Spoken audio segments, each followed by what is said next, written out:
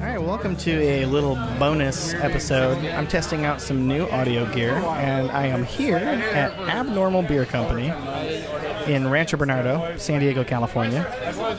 And we are tasting some new forthcoming beer offerings from Abnormal. You got two new, basically adjunct stouts. You got Cafe Dino is the first one. It's brewed with cinnamon, espresso, and blood oranges. It's an imperial milk porter, 10.7%. And then we've also got Makaveli, which is a collaboration with Jay Wakefield. So this is nominally the West Coast Big Papa. It's 10.8%. They literally put it on their menu and said it's a pastry stout. That's the style. Not an imperial stout, not a milk stout, not just a stout, but literally a pastry stout. That one is with, like I said, it's a collaboration with Jay Wakefield. It's with Moster Coffee as well, and Illust. Well, I'm getting tapped on the shoulder. And they brewed it with vanilla, coconut, and of course, coffee. Ta-da! And then the third offering is actually their first barrel-aged beer. It's called 9.5 Till Infinity, brewed with cinnamon and cacao nibs, aged in rye whiskey barrels for 1 whole year. Oh my God, 11%. It is a barrel-aged imperial stout. So there's a whole ton of people here. Obviously, all want to try these beers. We're all tasting them, and I'm going to go around and get some tasting notes from folks. So follow along as I visit with all the other peoples that are here. First up, I found Beershire Cat, a.k.a. Nick Guy. Nick, what did you think of the beers that they had today? I really love the Cafe Dino. Cafe Dino is my favorite out of the bunch. It had the most depth and complexity. You really just got a hint, kind of like a kiss of citrus. You really got a good cinnamon going on with it. The coffee was a nice background to it. It was definitely my favorite. Next up is Justin Daly. He does not want me to get his tasting notes, but I'm going to get him anyways. Justin, what did you think of Cafe Dino? Cafe Dino? I haven't had that one yet. You didn't have it? What? That's everyone's favorite that I've heard. We got to open another tab here and get another pour to that one. All right, well, we'll take care of that in a moment. So moving on, what about Makaveli? Makaveli. I got almost a Banana Foster's when it was really cold, with the way that the vanilla and the coconut blended together. I really enjoyed it, and then when it warmed up, I got more of the coconut. Compared to batch 1, was it Big Papa that they had on tap here? Big Papa batch 1, definitely a little bit thicker, a little bit more heavy on the coconut, but in terms of the way that the adjuncts blended together in a more rounded, balanced beer, this Makaveli, I think, is pretty even with batch 1 in terms of how I enjoyed it overall. Cool. And then what did you think of 9.5 Till Infinity? 9.5, when it was cold, it was totally different than when it warmed all the way up to room temp. Room temp, it was super smooth. The cinnamon was, it had that brown sugar, that baker's brown sugar and cinnamon sweetness to it. But when it was cold, it had just that straight cinnamon bite to it, a little bit bitter. It kind of fizzled out a little bit of carbonation on the back end of it, and when it warmed all the way up, it was a totally different beer. I saw more of the quinquenio aspects when it warmed all the way up versus when it was cold. So I'm hoping that when they do the sunglasses with it, that it's not too expensive, or they do a separate bottle release, because I'd definitely like to hold on to bottle that one. Yeah, so that's the next bottle release, allegedly, is 9.5 Till Infinity, and they're packaging it with a glass and some sunglasses and quinquenio. Yeah, quinquenio was the collaboration with Bottlecraft last year. Limit 6, and you could still buy bottles a week after. That was the biggest sleeper release, and I think we had a bottle about a month ago, and it was still tasting just as good, if not better. That it rounded out with the cinnamon and I think, do they have coffee in there, or was it? I don't know. The cinnamon definitely rounded out to more of a sweeter, balanced, versus when it first came out, it had a slight bitterness to it. And, that's definitely what I saw in the 9.5 Till Infinity when it warmed all the way up. Quinquenio actually won a Mexican hot chocolate stout blind tasting that we did. I did a little while back. We had a whole bunch of stuff. We had like 12 different beers, and Kenya was the surprise winner. Everyone thought it was Abraxas when we had it. Went down the wrong pipe. Oh yeah, cinnamon down the wrong pipe on that one. All right, thanks, Justin. All right, next up is small pour Sean. He's been sitting here next to me, taking really teeny tiny, itty bitty little pours, letting them warm up to room temperature, and then sipping them daintily of all three of these releases. So, all right, Sean, tell me what you thought. Which one first? Cafe Dino. Cafe Dino. I don't know. In my opinion, it was a little bit too sweet. Like when it warmed up, to me, it kind of tasted like the bottom of an ice cream bowl with maybe like some fruit syrup dumped in it. I thought the sweetness was a little bit overbearing. The cinnamon kind of balanced it out a little bit, but it was just the combination of the just how sweet it was and the blood oranges, to me, just put it over the top and not quite the best way. So that's my opinion on Cafe Dino. Cool. And then what did you think of Makaveli, the West Coast Big Papa? So that one, by far, was my favorite that I had, including all of the lights and M3. Makaveli, when it warmed up to room temperature, kind of had the same marshmallowy feel of like FO. I think the coconut kind of helped contribute to that a little bit. It was kind of like a s'more on like coconut flour graham crackers. The coffee was on point. When it was cold, at first it had just a little bit more bite than I would have liked, but as it warmed up, just the mouthfeel kind of opened up. The acidic bite of the coffee kind of died away, and it kind of turned into a fluffy pillow cloud. I was quite pleased with Makaveli. Nice. And then, so what did you think of the final one, the first barrel age release, the 9.5 Till Infinity? So I enjoyed that one as well. I think it could have done a little better had it been done in bourbon barrels versus rye whiskey. I can understand why they put it in rye to try and kind of balance out it, but I think the vanilla would have really balanced out the mouthfeel of taking a graham cracker, like a cinnamon sugar graham cracker, scraping all the cinnamon sugar off, dumping it into a cup, and then just drinking the cinnamon sugar by itself. Because that's kind of what it tasted like, with just a hint of rye whiskey.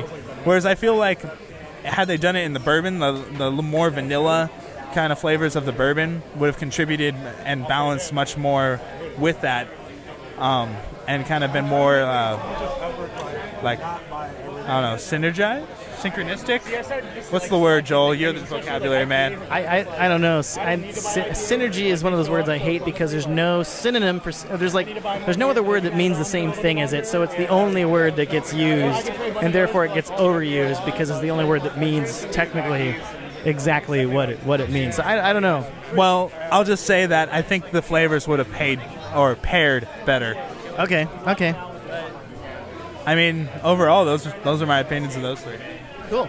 And as Sean mentioned, we did actually get bottles. They had bottles on site of their earlier bottle releases from 2016. In 2016, they released 3 beers. They released All of the Lights, which was a collaboration with Jay Wakefield, an Imperial Milk Porter.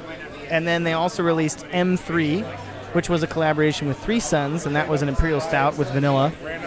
And cacao nibs, and I believe coffee as well.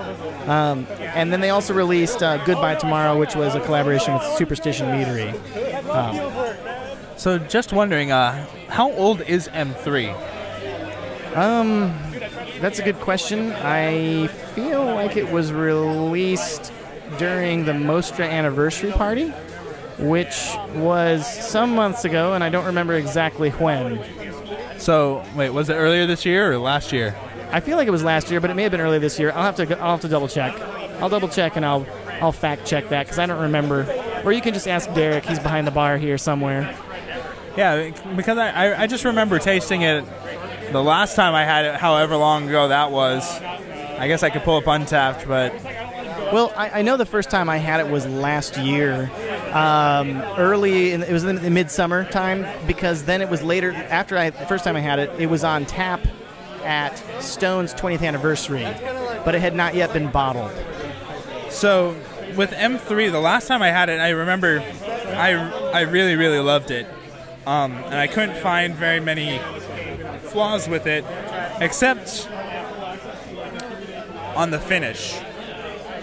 This time around, more so than the last time.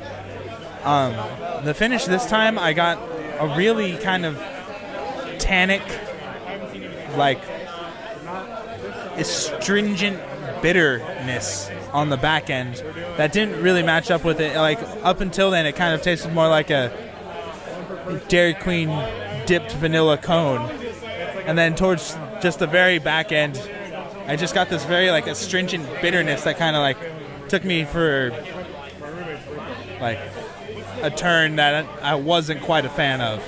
But I don't remember having that in its flavor profile the last time. So I don't know if it's something that's developed or it's gone a little south, but that may have been, if that may have been a result of the coffee flavors changing. So this was bottled on 12/9/16, and it's bottled 12/11 out of 1,300. So, I don't know. 1,300 bottles, there you go. Well, I've still got some right here, but if there's more, I'll plug it. Yeah, it's still there. It's on the back of the tongue, like right when you swallow. And it hits the very back of my tongue. Just, I don't know. Up until that point, it's phenomenal, and just the finish kind of, it doesn't kill it, but it just makes it not at quite the level it was when I had it a few months back, whenever I had it. I'm wondering if maybe that's the coffee changing over time. All right, well, hey, thanks for giving me your input. No problem. All right, I found someone else to give me their tasting notes. I'm going around the room here. This is Magic. His real name is actually Magic. It's not a joke, not a nickname. It's his real name. So Magic, what do you think of? You tried all three of these. What do you think of Cafe Dino? Thought they were all really solid. Trying to figure out which name was which. I can't actually remember which one was which. Cafe Dino had the cinnamon. Thought that one was actually really good too, and we'll see how they age. I think they're going to be even better with time. And then Makaveli, which was the one with vanilla and coffee and cacao nibs. I thought that was awesome. Definitely super creamy, and definitely something that is easy to drink. Definitely would know the ABV on that. Yeah, it was only 10.8. Would never have guessed. It tastes, I don't want to say thin, but it tastes crushable. I guess that's a better way to put it. It's an easy drinking 10.8%. And then the lone barrel aged variant that we've got tonight is 9.5 till infinity. That also has cinnamon in it, actually. By the way, that's the rye barrel aged one. So the cinnamon, I thought it was pretty good. It's intense. I think it's a little fiery. Definitely, the more you drink it, the more calm it gets. I definitely think with a little time, it's going to get even better. But I'm definitely a cinnamon fan, so I'm looking forward to drinking that one down the road. Will you go for a bottle of 9.5 till infinity? I think I'm gonna see how much they have and what the price is, and we'll see what if I can max out on most of that. Yeah. Sounds like a plan. Cool. Hey, thanks for giving me your notes. All right, next up is Curtis, who is my co-host on the very first episode, if you remember, and has been on several others. And he just showed up, and he has tasted have you tasted all three of them by now? I have. Okay, all right. So, starting with Cafe Dino, what are your thoughts? It was a little odd, to be honest. I thought body definitely had a little bit more like that silky smooth aspect. It kind of came off with like the typical like chocolate covered orange, but it was almost a little artificial in my eyes. But it's kind of to be expected a little bit. Yeah, I mean, if I had my option, that might have been my least favorite of the bunch. That's just me though. Okay. Yeah, because so again, Cafe Dino was the one with cinnamon, espresso, and blood oranges. which actually I haven't even given my own personal opinion on it yet on this recording, but I got a banana aspect going on when I tasted it. Like a banana split sundae type deal.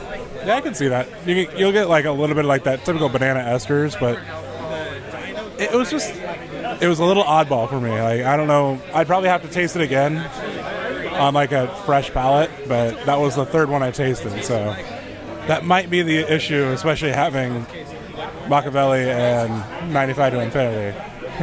It could be. So moving on to Makaveli, which is the collaboration with J. Wakefield, Moster Coffee, and Illust, brewed with vanilla, coconut, and of course coffee. First reaction I got just from smelling the thing, it just looked like a darker version of Banana Boat sunscreen right off the bat. You still get that like oily coconut feel on it from the mouth, but let's try this again. He's trying another sip. Makaveli. Still get a little roasty back end to it, which I like. I mean, I still think this is probably number 2. I don't know, 95 to Infinity kind of crushed it. This one still it's good. It just has a little bit of like an oil slick mouthfeel. Okay, so I guess you just gave away that 95 till Infinity or 9.5 till Infinity is your favorite, which again is the barrel-aged Imperial Stout brewed with cinnamon and cacao nibs and aged in rye whiskey barrels for a year. Yeah, so I'm already a sucker for rye, plain and simple. The cinnamon to me is definitely not overpowering by any stretch. Nick is definitely wrong, but that's just me personally. You may have heard me in his interview, so. Cinnamon to me is like, it's right on there. You're getting that like, you ran out of marshmallows at the bonfire, but you still have a shitload of graham cracker.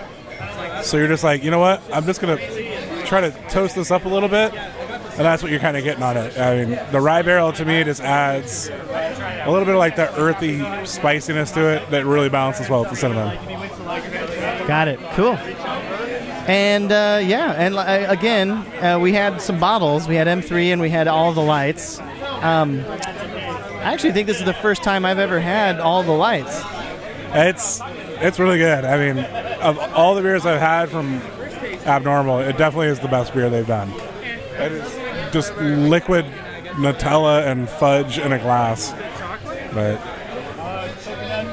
what was in All the Lights again? It was one of their collaborations last year with J. Wakefield, and it has Nutella and coffee in it. Yes. So basically, yeah, the Nutella definitely overtook it and took it like Third Reich level and decided, you know what, I'm just going to conquer the whole bottle. But the hazelnut added that nice, typical sweet back end to it, which, I mean, you already had Nutella on there, and Nutella already has hazelnut, but it's definitely, like I said, probably my favorite thing that they've ever done. But you got to get it all down. You got to get down here and try it yourself. So. Yeah, you do. If you can make it down here, which it will be too late by the time this gets posted, if it gets posted at all, because I'm experimenting and trying some new gear here, some portable recording solutions. All right.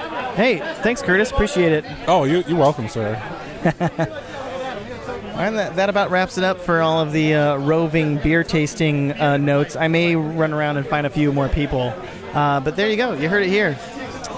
Test episode bonus tasting of Makaveli and Cafe Dino and 9.5 till Infinity. If this gets posted, hey, don't be a stranger. And go to beerwithpleasantstrangers.com. Check out all the episodes we got there. We got videos. This one's not a video. It's just audio only. And then subscribe on Apple Podcasts and or Google Play Music if you feel so inclined. Thanks for listening. Don't be a stranger.